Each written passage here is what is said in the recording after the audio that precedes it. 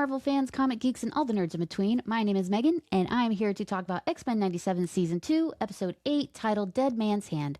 I think it's safe to say that this was a very anticipated episode because our favorite Raging Cajun is back in some form or fashion, which we all knew it was going to happen.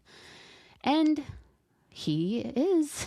So, getting into this episode, Season 1 of X-Men 97 pulls off one of the biggest WTF moments in recent comic book superhero TV shows.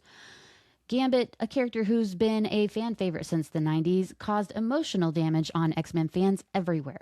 The show did such a good job leaning into his charm, his swagger, and his overall aura that the fandom felt very safe in saying, "This guy rules," and we were all happy as the Raging Cajun fandom. Then came Remember It. We all remember when he went out in a spectacular fashion by sacrificing himself to stop an Omega level menace, and even dying couldn't wipe that smug grin off his face. The finale teased what comic fans immediately recognized: Apocalypse picking up one of Gambit's cards and basically screaming to the world, "Congrats, Remy, you're getting a villain upgrade." The post-credit scenes over the last couple episodes confirmed he'd become Death, one of Apocalypse's horsemen, which is how it happens in the comics.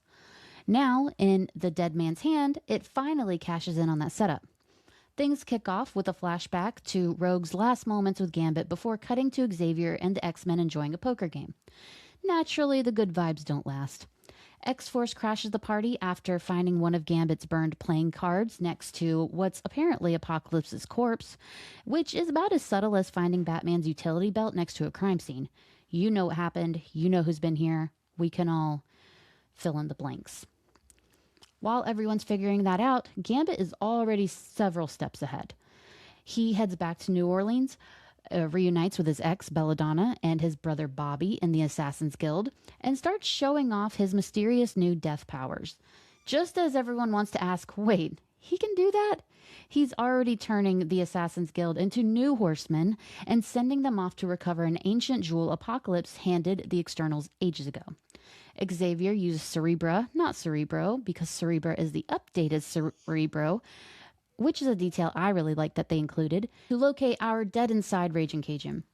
Honestly, this is where the episode could have gone completely off the rails. The Assassin Guild and the Externals were peak 90s comic book nonsense.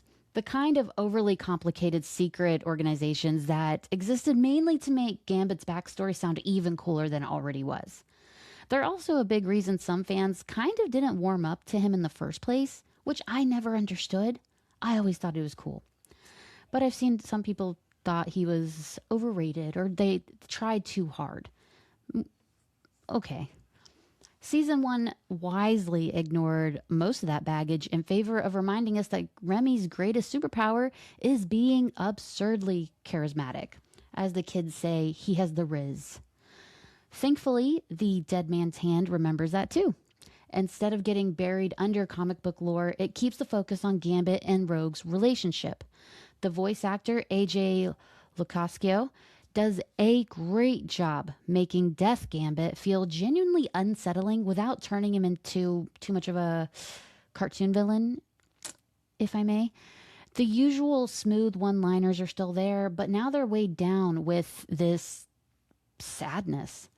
Meanwhile, Lenore Zann absolutely crushes it as Rogue, as she always does, smoothly transitioning from grief to hope to heartbreak and finally anger as she realizes the man she's finally gotten back isn't the man she lost. Nobody's exactly shocked to learn that Apocalypse is pulling the strings here. The bigger mystery is how and why he's taken over Gambit in the first place. Comic readers might vaguely remember the 12 storyline. If you don't, it's when Apocalypse goes after the 12, a group of 12 super strong mutants that are said to be able to reshape reality with their powers combined.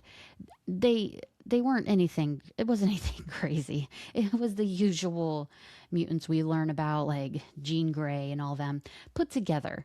So it was a super okay storyline. Super okay. Anyways, for now, the uncertainty actually works in the episode's favor and gives Gambit's scenes with Rogue a little extra emotional punch, which the show is never lacking. The ending, though, asks for a lot of heavy lifting emotionally. Rogue literally loves Gambit back to himself, and I think we all knew that was coming. I think we were meant to think that it would be like the X-Men, the animated series, when Angel was a horseman and Rogue, like, absorbed all of that bad stuff. But it took a more emotional turn. While Cyclops somehow gives Cable the motivational speech of the century, convincing him to combine his psychic abilities with Jean and Psylocke to save everyone, which I actually loved. Cable's psychic abilities get ignored so often. I'll make a character breakdown about him, explain it all, but many will ask, how is he so powerful if he never uses his powers? Well, actually, he's always using his powers. Remember, Cable still has the techno-organic virus. He uses his powers to keep the virus at bay in his body, and so it doesn't spread throughout his entire body. Anyways, it all happens so quickly that neither payoff feels fully earned, but isn't that the biggest issue of this season? The speed running through every episode? We'll get into that. Still, there's enough cool stuff to smooth over any rough edges. Nightcrawler getting transformed and beating up his own teammates is as awesome as it sounds. And Xavier's psychic showdown with Gambit delivers really fun visuals, which this show is no stranger to. They're like some of the most beautiful visuals I've seen on TV came from this show. Astral plane fights are almost always a highlight in X-Men stories, and X-Men 97 has the animation budget to make them look even weirder and more psychedelic than ever. And that's what they did here. Seeing Xavier suit up in his classic psychic armor was a very nice callback, don't get me wrong. But the fight itself was surprisingly straightforward. And, that's also not a bad thing because they're on such a small time limit. So I think we all kind of assumed it would just go down like that. By the end of The Dead Man's Hand, all the pieces are in place for the finale.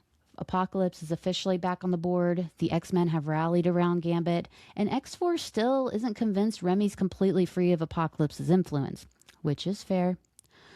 That's enough to push them into teaming up with the X-Factor against the X-Men, setting up what could be a massive showdown.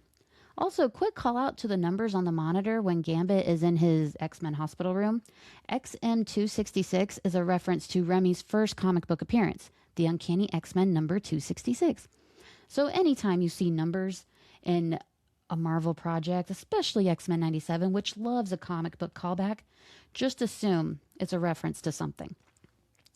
So I do have some thoughts about all this. There's gripes, there's praises, a little bit of everything for everyone. First of all, Morph coming in with news is freaking the kid, so I put on The Exorcist, brought me so much joy. Don't ever change Morph. Also, it was really cool to see morph into the Imperial Guard's Earthquake. Did not expect that. Completely forgot Earthquake was a character. Loved that. Secondly, y'all are finally using Storm? It's been a load of barnacles how missing in action she's been, and now we get her? Why are y'all sleeping on Storm so hard? Just give me what I want. Thirdly, I really like the constant callbacks to the animated series. There's a whole bunch in there. For example, as the psychic battle between Xavier and Gambit continues and rages forward, Xavier adopts the gladiator armor. He has worn this armor previously during psychic battles on the astral plane in episodes of X-Men the Animated Series, most notably the episode Xavier Remembers. Fourthly, X-Force they always have a bad attitude. Y'all notice that? Cable usually does, but man, Angel and Psylocke are angry little things. Also, I'm confused about Psylocke. I'm shocked that X-Men 97 didn't take advantage of the fact that Psylocke was as underused as she was in the original series to follow the comics and just make her Kwannon. Betsy Braddock's butterfly psychic effect always looks awesome. Big fan. But with the comics openly admitting that it was gross to have a white woman take over the body of an Asian woman, I'm surprised that this Psylocke still has purple hair and an English accent. I feel like they don't know what to do with Psylocke.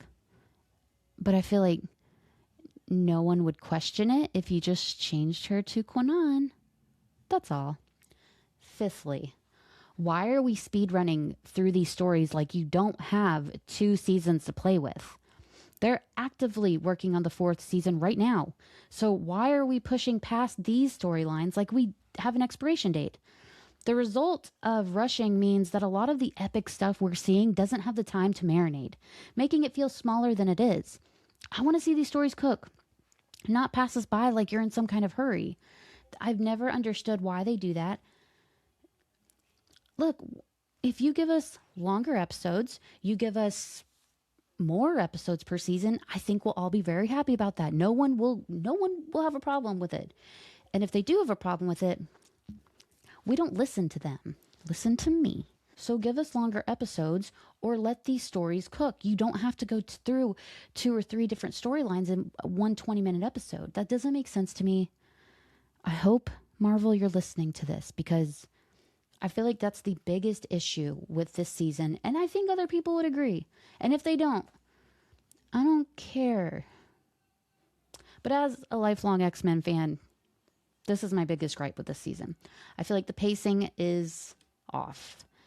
And I genuinely liked this episode. I really enjoyed it. I liked seeing how they handled it. I liked seeing Remy back. I liked seeing how it all worked out. And I liked seeing how many characters were involved in this.